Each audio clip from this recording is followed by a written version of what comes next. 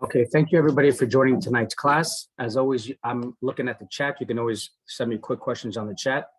We also have the PDF today that Lisa posted. So look at your chat. You'll see a PDF and download it because we will be using the PDF in the chat room to study some of the class material tonight, which I call syllabus 2 for the second class here. All right, so tonight's class is a very interesting subject about the soul coming down to planet Earth. Last class, we spoke about the soul after it passes away at the age of 120. But we didn't discuss about the soul descending to planet Earth. So generally speaking, the 6 days of creation was the physical creatures. The commentators say that even the angels were created on the second day of creation. As we discussed, the first and second day of creation was spiritual creations. Like even the first day that we said, let there be light, it was a spiritual light. It wasn't a physical light like the sun. That was on the third day, the fourth day. So these are spiritual creatures. The firmament is a spiritual. Even the angels, which is a spiritual idea, was on the second day. It is discussed that the souls of the human species were actually created, as it were, before even the first day. So my soul and your soul is actually not a creation. If it was a creature, it was a creation that God created, then we would have to put it somewhere in the first 6 days of creation. But since the soul is God, it is a part of God, it's not something that God created. Therefore, it is not in the discussion of the 6 days of creation, rather it goes prior. So what do we discuss in Genesis when we say that God blew the soul of life into the nostrils of Adam? Seemingly that happened on the 6th day when Adam was created from the dirt, from the clay of the ground. And it says during the verse in Genesis, and he blew the soul of life, the nephesh, into the nostrils of Adam. So even the Kabbalists tell us this breath, this soul was not created now. God is just taking the breath of life and blowing the soul into the nostrils of Adam. So Adam is a new creature. Adam was born on the 6th day. But this breath, this soul, this nephesh, neshama, already came before the 6 days of creation. Which means to say, God somewhere up in the heavens, spiritually speaking, has a box, let's just say a treasure chest of souls, which really is a part of him. So just like I exist and a part of me is billions of atoms or molecules, let's just say, even though the molecules is maybe not me, there's me, and the molecules is even molecules and atoms is a physical creature. Maybe I can't see the molecules, but a scientist under a lab could see the makeup and the matter of protons and molecules and atoms. So that's even a physical creature. But the souls is even less than that. In other words, it's even more refined than molecules and atoms. It is godliness. And just like you can't see God, and just like you can't see God, so too these souls you can't see either. So thus, these souls are not in the 6 days of creation, but it became prior to the 6 days of creation. So that's very clear in that we cannot think that the soul of Mendel Schwartz is a creation. Mendel Schwartz is a creation. But the soul of Mendel Schwartz not only is a part of godliness, it came prior to the 6 days of creation. Okay, take a look at your first page of your source sheet. Now I'm going to also share my screen and open it up on the front screen over here. Give me a second, I'm sharing. Give me a second, guys.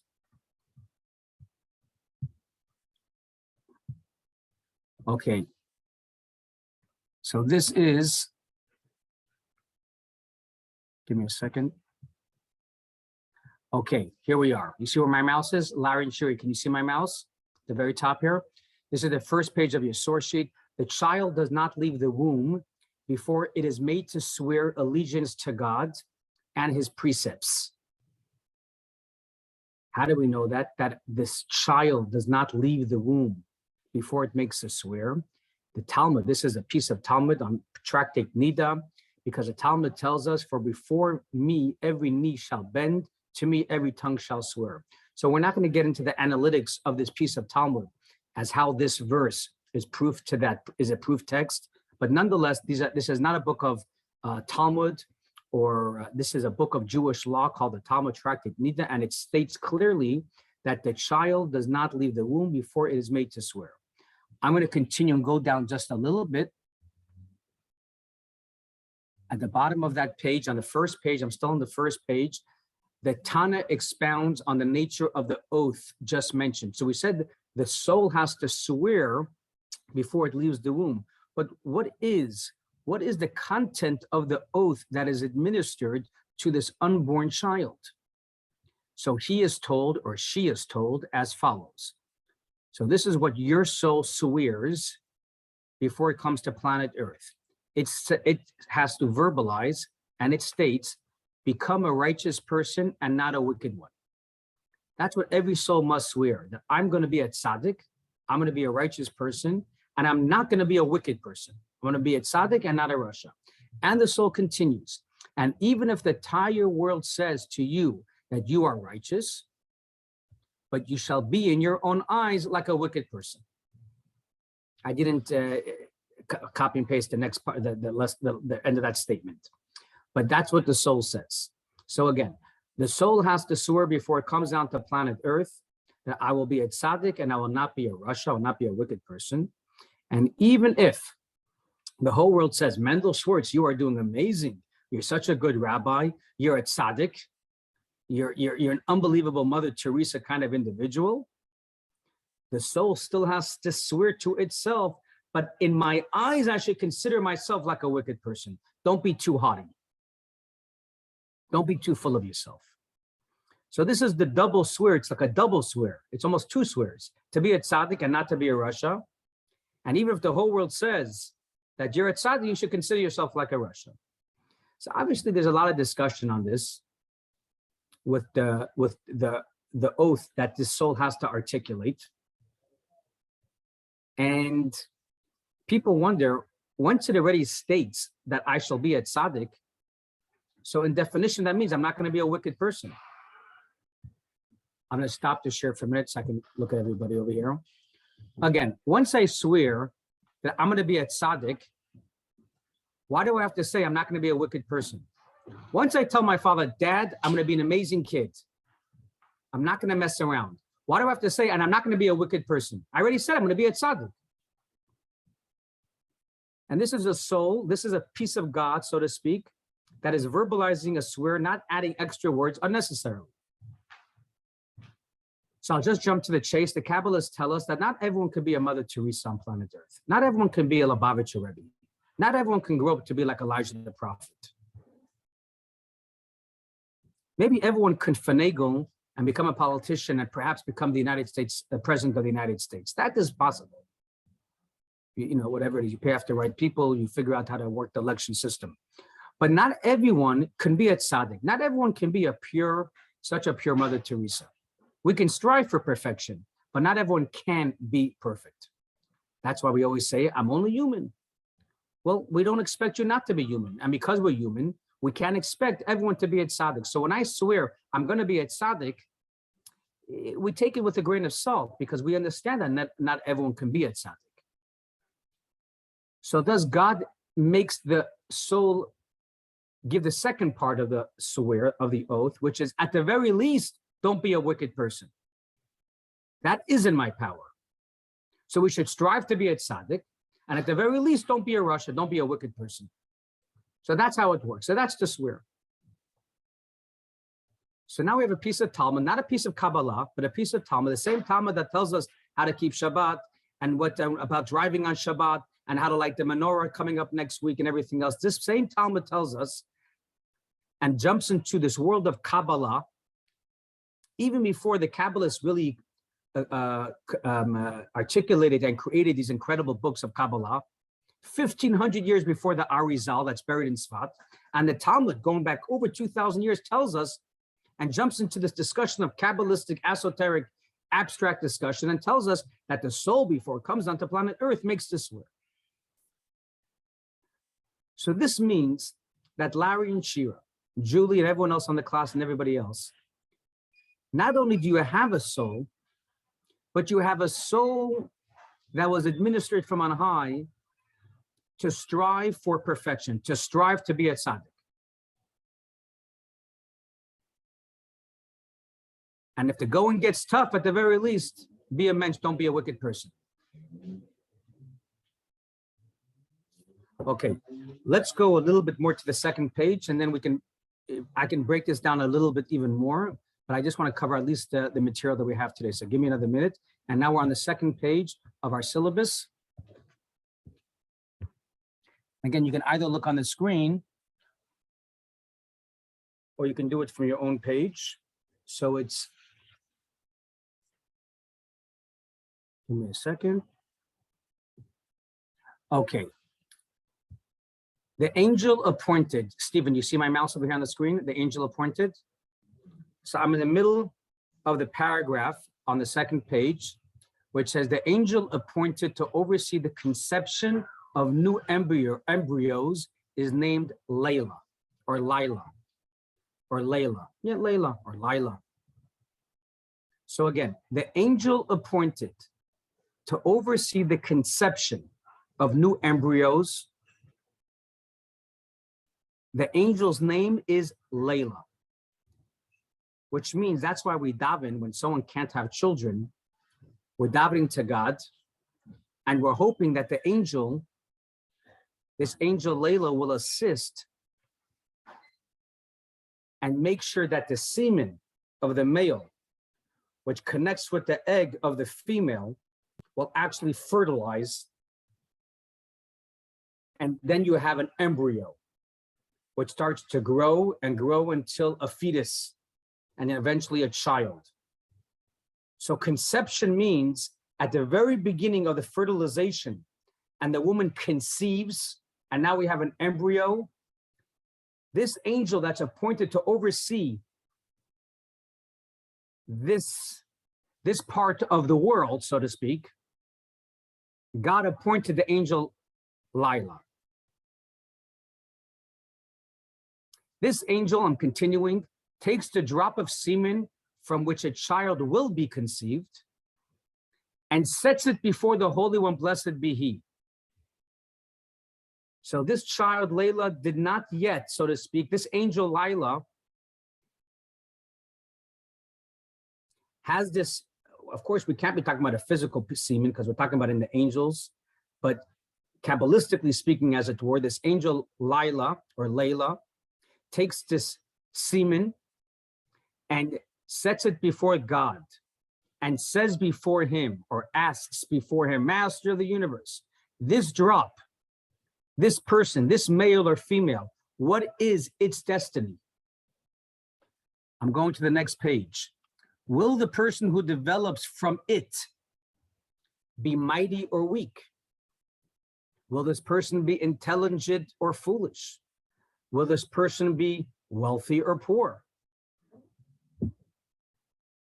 So there's this whole discussion between the angel Lila and God, not only if the person is going to be born, but what kind of person is going to be born.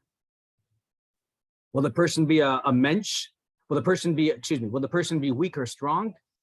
Will it become an NBA star? Will it become a wrestler? Will it become someone that works as a CEO of Apple and become wealthy? Will the person be poor? The Gemara, which is the Talmud, notes that the angel omits mention of a certain quality. The angel does not mention whether the child is destined to be wicked or righteous. Why? Because this accords with Rabbi Chanina's principle. For Rabbi Chanina stated everything is in the hands of heaven, i.e., God will predestine every individual, whether that person will be rich or poor, mighty or weak, except for the fear of heaven.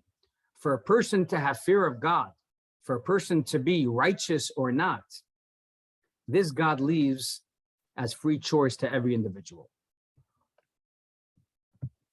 So back to my share. This is a fascinating discussion. Basically, the Talmud is telling us that God preordains everything. With this angel Layla who takes the semen, and they have this whole discussion. Will Mendel Schwartz have a black beard or a red beard, a gingy or not? Will he be living in Pico or in LA, and so on and so forth? By the way, when we have a discussion about soulmates, it's included as well who this person is going to marry. But this piece of Talmud is not discussing soulmates. I'm not going to bring it up in this discussion, in today's class. But if a person's going to be strong or weak, rich or poor, if they're going to get a job or a raise, this is all preordained. The only thing that is not preordained, states the Talmud clearly on that third page of your syllabus, is whether you're going to be a wicked person or a righteous person, a tzaddik or a rasha. Why not? Because God allowed Mendel Schwartz to decide if I want to be a mensch today, if I want to honor my mother or my father today. God allowed me to decide if I want to be a mensch to my wife or not, if I'm going to be a mensch to my children or not. God allowed me to decide if I want to go to synagogue today and do a mitzvah and put on tefillin today or light Shabbat candles. God did not interfere. I have free choice.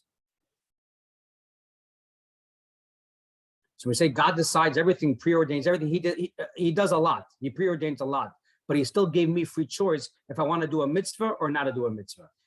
And that's why the first page of your syllabus, that piece of Talmud states that when the soul leaves the womb, it makes a swear, it makes an oath.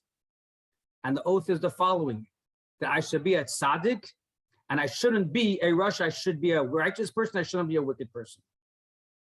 That's the only thing really that I can swear about. I can't swear I'm going to make $1 million. I can't make a swear who I'm going to marry. I can't swear that I'm going to live in Hancock Park or Pico. This God that pre-orchestrates everything for me. It's called Bashert, or divine providence. But the oath, for me to be a righteous person, this is up to me.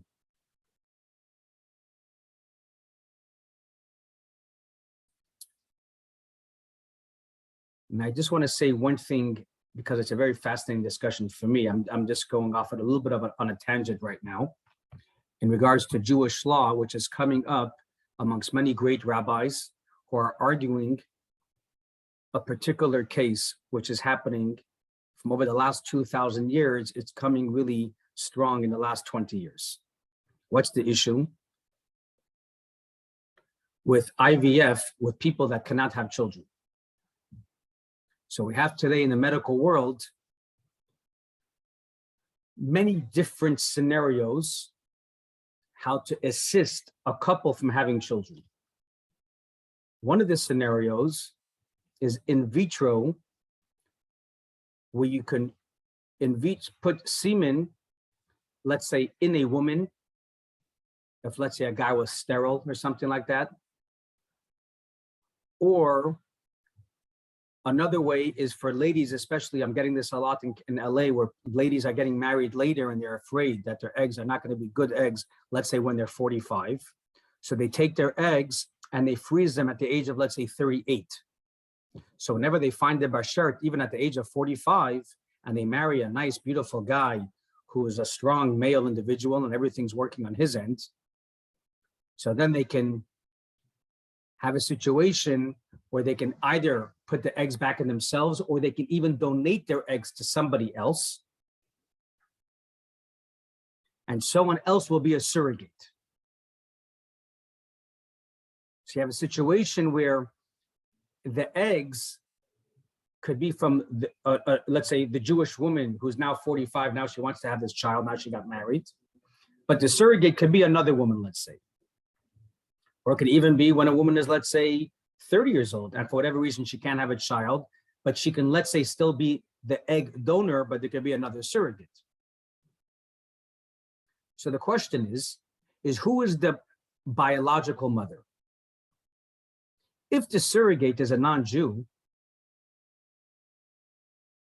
but the egg donor is this Jewish woman that we're talking about, and now we do IVF, and now we have a situation where the semen of the father is now going to be fertilized from the egg of this Jewish woman, but is being carried by this non-Jewish woman, a surrogate. So who is the Jewish mother? Who is the mother? If we say it's the surrogate is the mother, then the child shouldn't be Jewish. But if we say the biological mother goes after the egg, so even if the non-Jewish woman is carrying this egg and the embryo and now the fetus, if we go after the egg where it originated from, then the child should be Jewish. So this becomes a very difficult discussion because there are a lot of Jewish couples that are in this predicament, whether they can't have children or whether it's a woman that decides to freeze her eggs. And the rabbis in the last 15, 20 years who were not used to these medical procedures, and it's not exactly discussed throughout the Talmud over the last thousands of years. So they got an issue and a problem on their hand. A good problem. They're trying to figure this out. And they're trying to extrapolate from pieces of Talmud like we're discussing as to who is the mother. Does it go after the embryo? The embryo goes after the fetus, the egg, and things like that. And of course, there's a dispute in the discussion, the dispute among some of the great rabbis today in 2021, and it's still not so clear. Now, a lot of people are saying, hey, let's just convert the child. What's the difference? Even if people say that the surrogate who is not Jewish is the real mother, and thus the child is not Jewish, let's just convert the child. Let's call it a day. But there are some rabbis that will state that I, as a religious rabbi that sits on a bet din, I don't want to convert a child who I know is going to be raised by a father and mother who are not going to be Sabbath observant, who are not going to keep kosher, whose parents are not going to send them to a Jewish day school, right? 90%, let's say, of these couples that can't have children are not Orthodox. They're regular, normal Jewish people. So if they go to a bet din and say, please convert my child, what does an Orthodox bet din do?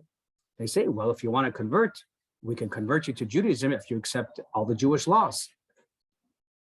But if it's a Jewish couple that's not religious, which is 90% of the case, so then they will not do a conversion. So we can't just say, let's just convert them. What's the big deal? There's no difference. So we're back to our original question. So then who is the biological mother? Is it the surrogate? Okay, this is just Jewish technicalities, which is very important because we're dealing with this in the last 20 years. But back to our spiritual discussion about souls. So just to recap here, we have over here a conclusion that the souls are not a creation of God, but they're a part of God. And because they're a part of God, they were there from the very beginning of time. The same way we don't ask, where was God or how long did God live and exist before the world was created? We don't ask such a question because even time was created with the 6 days of creation. So too the souls also existed from the beginning of time. Now, after God created the human species like Adam and Eve and so forth, and then God decided, you know what, I don't want the blade of grass or apples and tomatoes to have these souls that existed from the beginning of time. I want the human species to have these souls. I want Mendel Schwartz to have a soul. I want Stephen Weinstein to have a soul. And there's a masculine soul and there's a feminine soul and so forth. And as we know, there's something called reincarnation. A soul can go down, and after 120 years, the soul goes back up to God's treasure chest up there in the heavens, as we discussed. Then he can take the soul and put it back down again. And because we're talking about God, these souls are God. God could, as it were, take one soul, and he's not going to put the whole soul back down and reincarnate a soul into. He can kind of take a soul and break it down into, let's say, 1,000 different souls. And there's a whole book of Kabbalah on reincarnation, which can tell us that, let's say, I'm a reincarnation of, let's say, X, Y, and Z, and that person's a reincarnation of the Arizal, and that soul is a reincarnation of King David, and King David is a reincarnation of Adam. So there's reincarnations here, which are also can be offshoots, like think of it as a mothership and then smaller ships. So we know there were 600,000 souls at the foot of Sinai, and that was it. That's what we say. There's a treasure chest of 600,000 souls. So this, that we have millions, if not hundreds of millions of Jewish people that have existed since Mount Sinai, they all stem from one of those 600,000 souls. That's why today is a very important Hasidic holiday, which is today is the 19th of Kislev. The 19th of Kislev is when the Alter Rebbe, the author of the Tanya, the first Lubavitch Rebbe, around 250 years ago, he was released from prison because he was spreading Jewish mysticism. And he was in prison. So as he's sitting in prison, he gets a visitor from the other world, the Baal Shem Tov. The Baal Shem Tov and his teacher, the Maggid, come to him in prison. This is in Russia. And they say, and the Alter Rebbe, this Rebbe, Shner Zalman of Liadi, this great rabbi, the author of the Tanya, says, I don't want to say the word complain, but he asks the Baal Shem Tov and the Maggid, what's going on over here? I'm doing good work. I'm spreading the teachings of mysticism. I'm spreading the teachings of the soul, which is kind of what we're discussing tonight. Why am I being locked up? So the Baal Shem Tov says, because it was a decree from upon high that you're spreading too much Kabbalah, and the world can't handle this right now. So we locked you up. So because spiritually there was a decree against you, so it turned out that physically it converted to a physical decree against you, and that's why you're thrown in prison. So the Rebbe says, if that's the case, then I should stop teaching the mysticism, the Kabbalah. So the Baal Shem Tov said, no, this decree was before you were sent to prison. But now that you were sent to prison, and you made this atonement, and you fasted, and you this and you that, they lifted this decree. And when you come out of prison, you should spread it even more than you were doing before. He sat in prison 53 days, which corresponds to the 53 days of the Tanya, 53 chapters of the Tanya. And that's what we have today, 250 years later. And these teachings of mysticism, of Kabbalah, is spreading like wildfire to really the whole world, to Jews and non-Jews as well.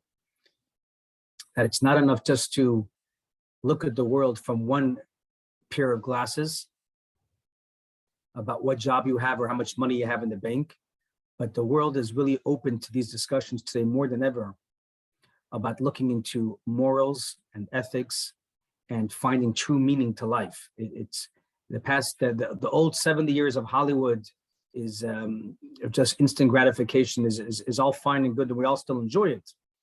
But the idea of people coming to really pray and search for deep meaning, an idea of the whole meditation world and the yoga world, and people coming to different diets, it's all part of the same idea of truly making this world a better place, which really started, of course, with Mount Sinai, and certainly as well with the Baal Shem Tov, and of course the Alter Rebbe, who opens up the first chapter of Tanya with a discussion that we were having tonight based on the Talmud, which is, who is the real you? So is the real you thinking that you're some poor guy, that you didn't make it in life? So you got to tell yourself, everything's bashert. God preordained everything. On the other hand, we still have to strive high. We still have to aim high, spiritually speaking, to be a tzaddik. And the more we know that our soul is God, it's not just a creation of God, like even the angels is a creation of God. But the more we understand how powerful we are, because we are godliness, we possess a piece of God in myself. So then when we say the sky's the limit, we really mean that. It's not because I'm egocentric and I think I can do anything impossible. No, because God gave me a mission. My mission is to make the world a greater place. My mission is to build a family, to have children, to have grandchildren.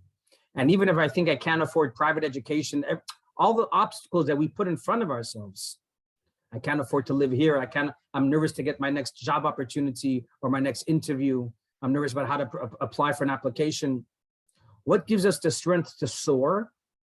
It's this notion, this idea that we possess and we carry in us this spark, this treasure, this diamond, which is godliness, which God already held on to thousands and thousands of years. That's why when the Rebbe said that the 11th of Tevet, December 15, is my birthday, and the Rebbe said, Mendel Schwartz, you have to celebrate it. Why do you have to celebrate it? What's wrong with just a birthday cake? The birthday cake is fine, but that's not the real deal.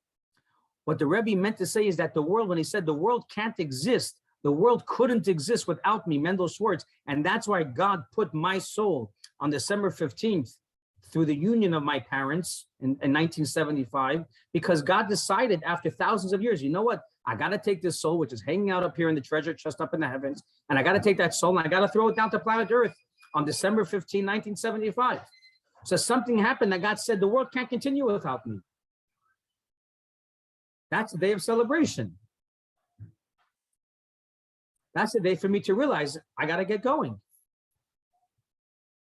And I have the power. It's not only because my parents said, Mendel, you're so cute. It's because God said so. This is a piece of Talmud we just learned tonight.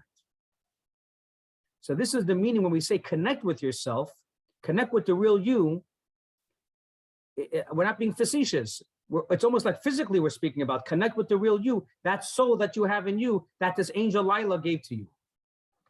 So we'll leave it at that. I pretty much hit my time mark.